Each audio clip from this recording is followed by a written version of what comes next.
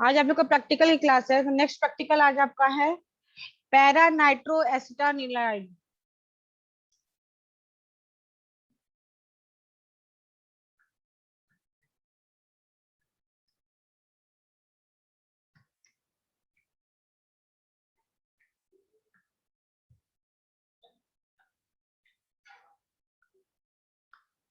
aim at to perform the ma'am अभी तो कोई आया नहीं, जल्दी अब जब जाइए। नहीं आ रहा तो नहीं आ रहा है, मैं स्टार्ट कर दे रही हूँ। To perform the synthesis of para nitro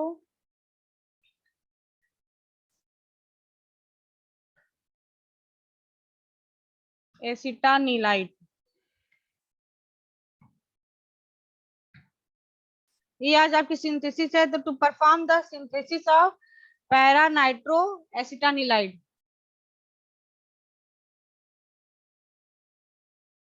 इसके पहले हमने एक्सपेरिमेंट कौन कौन सा किया था? बेंजिलिक फेनिट्राइन का, बेंजिलिक एसिड का, बेंजोइन का। अब नेक्स्ट है आपका to perform the synthesis of para acetanilide. इसमें क्या है इसकी requirement?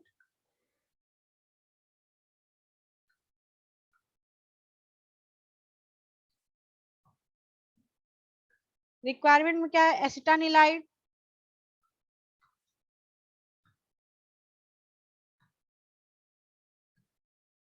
एसिटानिलाइड, acetic acid, sulphuric acid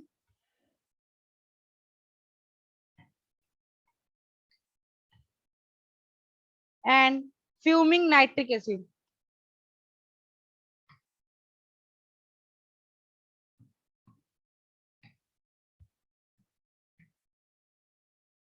चार कंपाउंड की जरूरत है इस प्रैक्टिकल में आपकी। एसिटाइड में acetanilide, acetic acid, sulphuric acid and fuming nitric acid.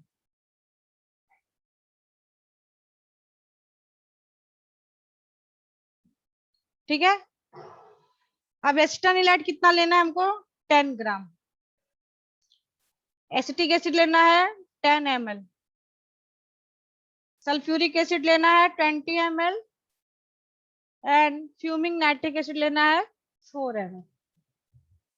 एसिटानिलाइड, acetic acid, sulphuric acid and fuming nitric acid. ठीक है। तो एसिटानिलाइड कितना लेना है? 10 gram. Acetic acid 10 ml, sulphuric acid 20 ml and fuming nitric acid 4 ml। ठीक है। अब इन चारों को लेकर के हमको किसकी सिंथेसिस परफॉर्म करनी है? पैरा एसिटोनिलाइड। इसका जो पैरा नाइट्रो एसिटानिलाइड है, इसको हम डायरेक्ट परफॉर्म करने के लिए हम डायरेक्ट एसिटानिलाइड को लेते हैं। ठीक है। डायरेक्ट एसिटानिलाइड को लेते हैं क्योंकि इसका जो प्रिंसिपल बताता है कि जो एनिलीन होता है वो एनिलीन डायरेक्टली नाइट्रो के साथ, यानी कि उसका डायरेक्टली हम लोग नाइट्रेशन नहीं कर सकते हैं, उसमें नाइट्रस ऑक्साइड क्या है डायरेक्टली अटैच नहीं होता है। तो इस केस में हम लोग पहले एनिलीन को कन्वर्ट करते हैं एसिटानिलाइड में, फिर उसके बाद परफॉर्म करते हैं, तब उसका नाइट्रेशन कराते हैं, तो पैरा नाइट्रो एसिटानिलाइड बनता है। अब इसकी आता है सिंथेसिस कैसी होती है। ये था आपका रिक्वायरमेंट।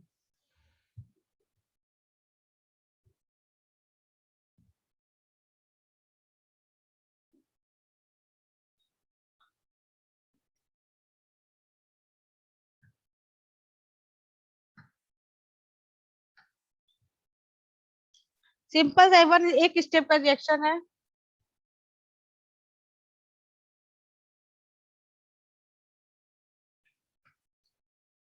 NHCOCH3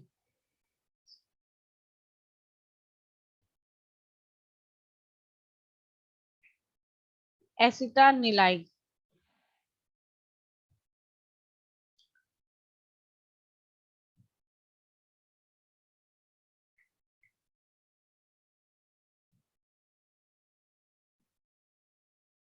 नाइट्रेशन कर रहे हैं।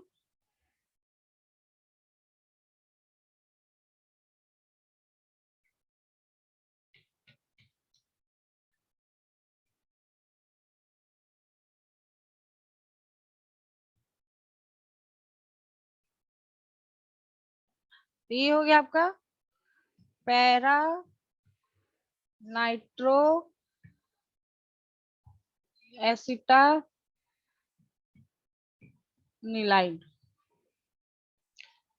ये एसिटानिलाइड है जिसका सिंपली बस इसमें नाइट्रेशन कराया गया है, तो आपका क्या बन गया पैरा नाइट्रो एसिटानिलाइड। इसका प्रिंसिपल ये कहता है कि जो एनिलीन है वो डायरेक्टली नाइट्रेशन का हमको नहीं कर सकते हैं और उससे हम एसिटानिलाइड को मतलब पैरा नाइट्रो एसिटानिलाइड नहीं बना सकते। तो इसमें क्या करते हैं हम लोग पहले एनिलीन का क्या करते हैं सिंथेसिस कराते हैं एसिटिक एसिड के साथ, जिससे ये क्या बनता है आपका एनिलीन आपका एसिटानिलाइड में कन्वर्ट हो जाता है।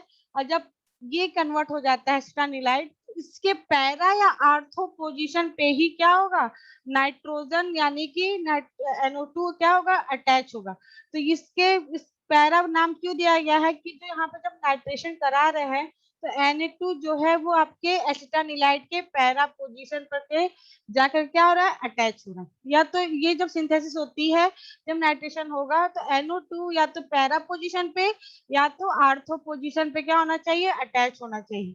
ये आपकी सिंपल सी रिएक्शन है। ठीक है, ये इसका एम है, इसका रिक्वायरमेंट मैंने बताया है, ये सिंथेसिस। अब इसका प्रोसीजर है, ये कैसे इसको परफॉर्म करते हैं।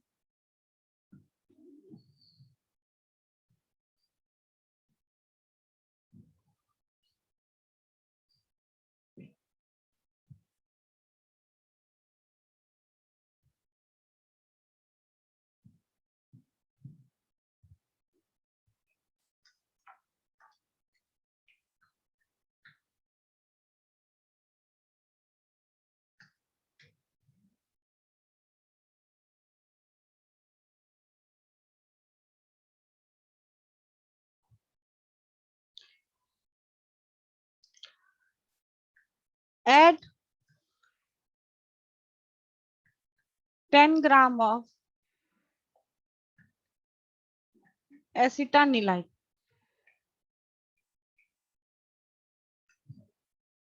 ठीक है,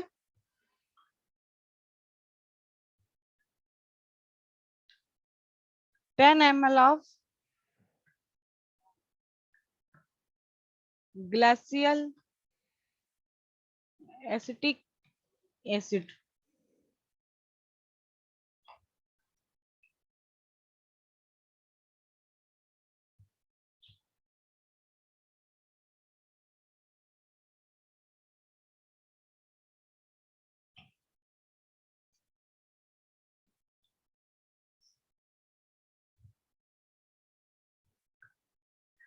टेन ग्राम पाउडर फॉर्म में होगा आपका एसिटानिलाइड। ठीक है, 10 ग्राम हम एसिटानिलाइड लेंगे और 10 ml of the glacial acetic acid लेंगे किसमें 100 ml ऑफ द बीकर में। फिर इसमें क्या करेंगे then add 20 ml of concentrated sulphuric acid. ठीक है, फिर उसमें 20 ml of the concentrated sulphuric acid को ऐड करेंगे। फिर मिक्सचर बिकम हॉट यानी हीट करेंगे इसको। ठीक है, मतलब हीट करते रहेंगे। Clean solution the rapidly after, तब तक हीट करेंगे जब तक कि क्लियर सॉल्यूशन ऑब्टेन।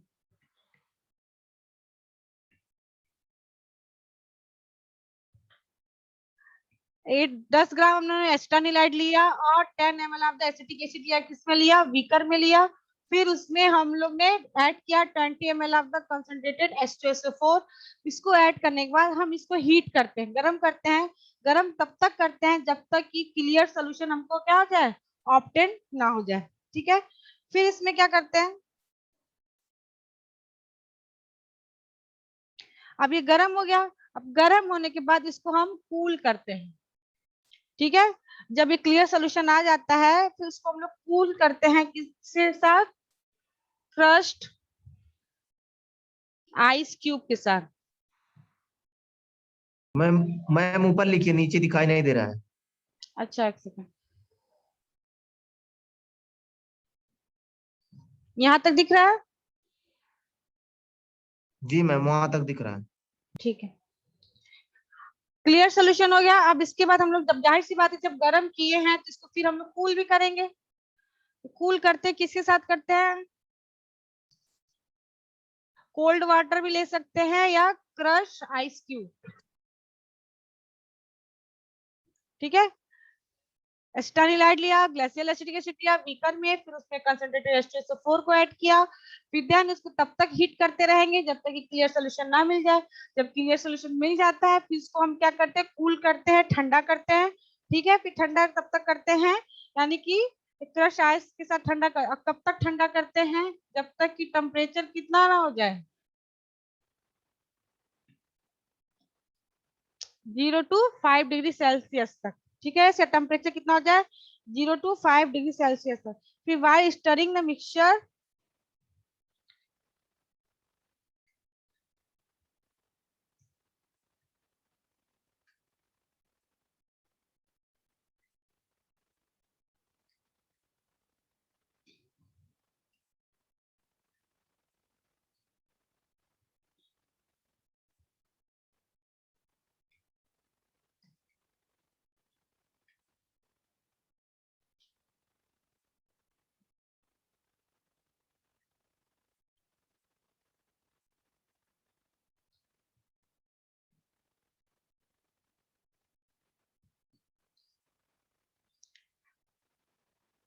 इसके बाद जब कूल किया, कूल तब तक करते हैं जब तक इसका टेम्परेचर कितना हो जाए, 0 से 5 डिग्री सेल्सियस तक।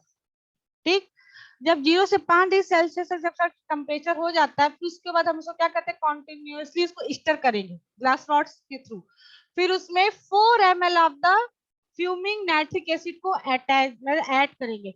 पर उसको कैसे करना है, 4 ml हमने ले लिया पीपेट में, उसको ड्रॉप बाय ड्रॉप, ये नहीं कि डायरेक्टली हम उसमें 4 ml मैंने तुरंत ही उसमें क्विकली गिरा दे, नहीं, उसको ड्रॉप बाय ड्रॉप हमको क्या करना है, ऐड करना है धीरे धीरे। और फ्यूमिंग है यानी इसमें काफी फ्यूम्स निकलते हैं, तो इसको काफी मतलब केयरफुली आपको यूज करना है। ठीक है, ड्रॉप बाय ड्रॉप इसको क्या करना है, जो आपका पीपेट है उससे उसमें ऐड करना है। फिर that temperature of the mixture does not rise, और इसका जो कि टेम्परेचर क्या होना चाहिए, 25 डिग्री सेल्सियस से राइज नहीं होना चाहिए। यानी कह सकते हैं कि ये जितनी भी रिएक्शन है, जो भी सिंथेसिस, उसको एट द रूम टेम्परेचर पे ही क्या करना है, परफॉर्म करना है।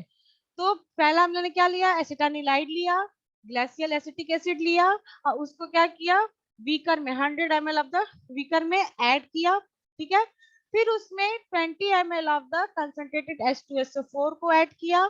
ऐड करने के बाद हमने इसको क्या क्या हीट किया।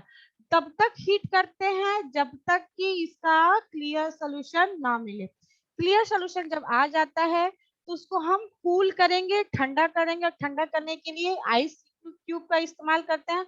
अगर आपके पास आइस क्यूब नहीं है तो आप काफी कोल्ड वाटर को भी यूज कर सकते हैं।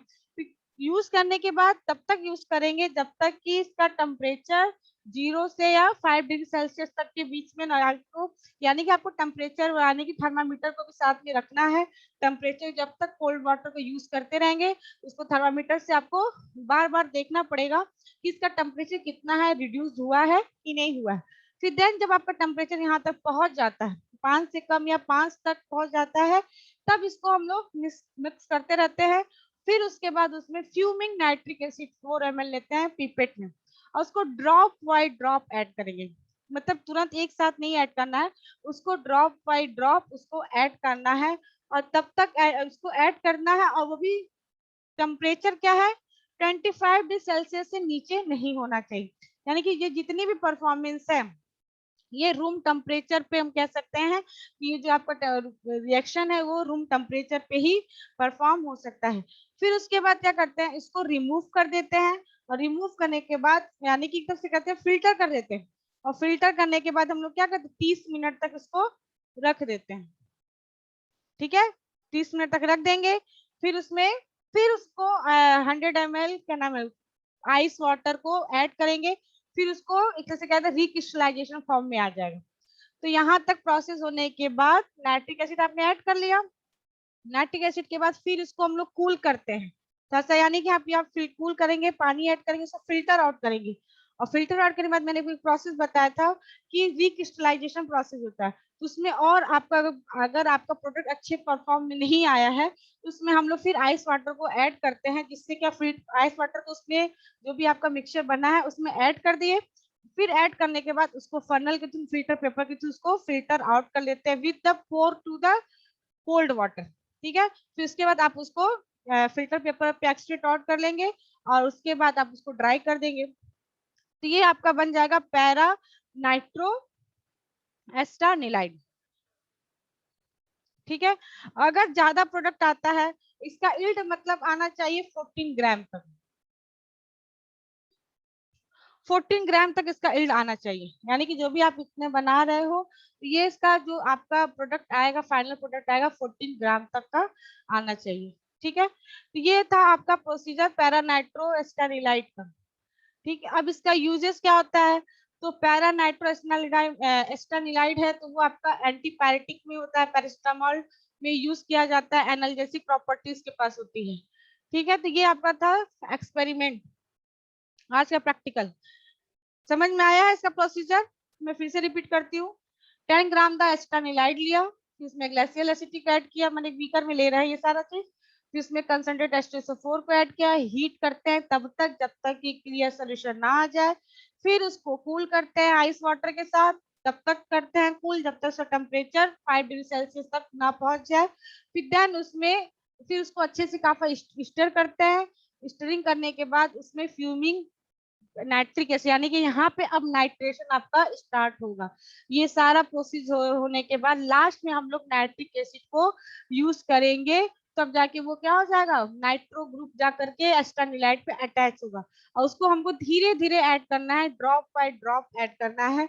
ऐड करने के बाद फिर उसको हम लोग कूल करेंगे, और कूल करने के बाद फिल्टर आउट करेंगे, फिर उसको रिक्रिस्टलाइज करेंगे कूलिंग वाटर के साथ, फिर देन उसको फिल्टर आउट करके उसको ड्राई कर लेंगे, तो आपका पैरा नाइट्रो एस्टानालाइड बन जाएगा। इसका स्टैंडर्ड बता रहा है, इस फॉर्मूले से अगर बनाते हैं तो 14 ग्राम तक इसका इल्ड आना चाहिए, और ये जितनी भी परफॉर्मेंस है ये रूम टेम्परेचर पे ही पॉसिबल है, यानी अगर रूम टेम्परेचर पे करते हैं तो इसकी इल्ड काफी अच्छी आएगी।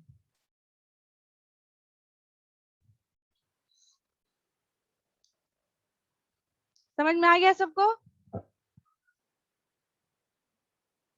और इसका यूजेस क्या होता है, ये पैरासीटामोल की सिंथेसिस, यानी कि जो पैरानाइट्रोएस्टानिलाइड है इसी से पैरासीटामोल की सिंथेसिस होती है, सिंथेसिस परफॉर्मेंस करते हैं। तो इसका नेक्स्ट आगे प्रैक्टिकल हम लोग पढ़ेंगे इसी से, यानी कि जो आपका ये इल्ड आएगा उसको हम लोग यूज करेंगे पैरानाइट्रो एनिलीन बनाने में, पैरासीटानिलाइड से पैरानाइट्रो एनिलीन, ये आपका नेक्स्ट एक्सपेरिमेंट होगा। तो ये यानी इसके जो प्रोडक्ट्स है, जैसे पिछला हम लोगों ने बनाया था बेंजोइक एसिड, उसी से हम लोगों ने 3 परफॉर्म किया था, तो सेम थिंग यहाँ पे भी है कि पैरा नाइट्रोस्टेनोलाइट से हम लोग पैरा नाइट्रो एनिलीन को बनाएंगे। तो ये था आपका एक्सपेरिमेंट। किसी को कोई प्रॉब्लम, समझ में आ गया है?